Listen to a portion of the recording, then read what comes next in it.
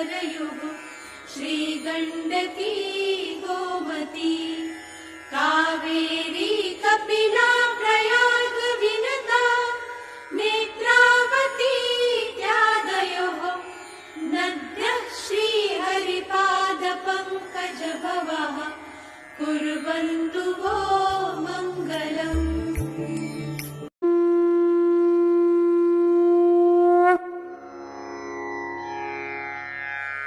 गङ्गा सिन्धु सरस्वती च यमुना गोदावरी नर्मदा कृष्णा भीमरथी च फल्गु सरयुः श्रीगण्डकी गोमती कावेरी कपिला प्रयाग विनता नेत्रावती इत्यादयोः नद्यः श्रीहरिपादपङ्कजभवः कुर्वन्तु वो मङ्गलम्।